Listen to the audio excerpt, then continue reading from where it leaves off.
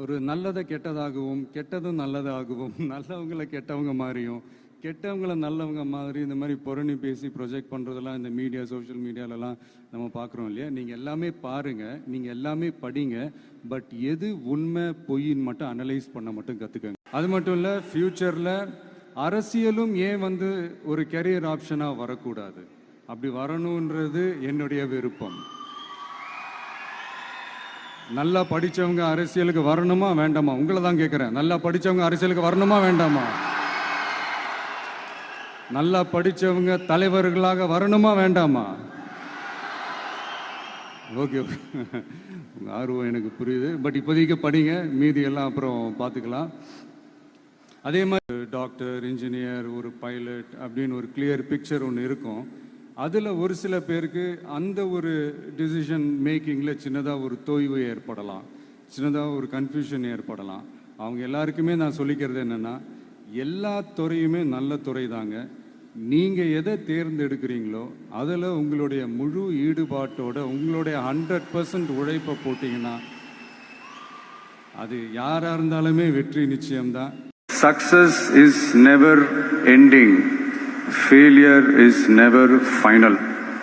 So இது மட்டும் புரிஞ்சுக்கோங்க. Friendship adds fragrance to life. அதில் எந்த மாற்று கருத்துமே கிடையாது.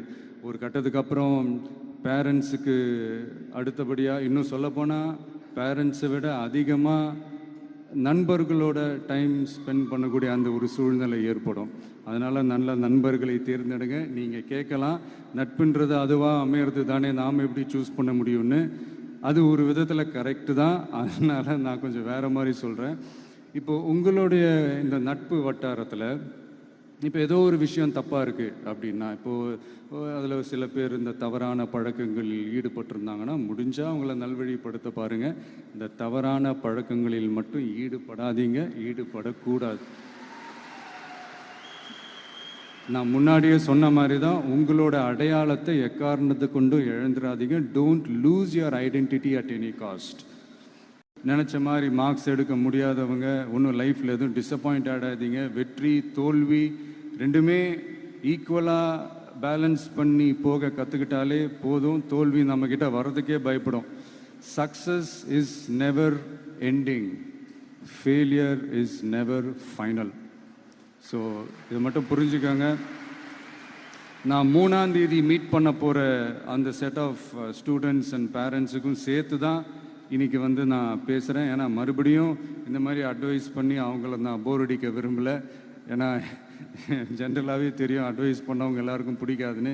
ஏன்னா நானும் அப்படி தான். அதனால் ஸோ அன்றைக்கி டைரெக்டாக நம்ம ஸ்டூடெண்ட்ஸை கௌரவிக்கிற அந்த நிகழ்ச்சிக்கு நம்ம போயிடலாம். So thank you. மீண்டும் சந்திக்கும் வரை நன்றி.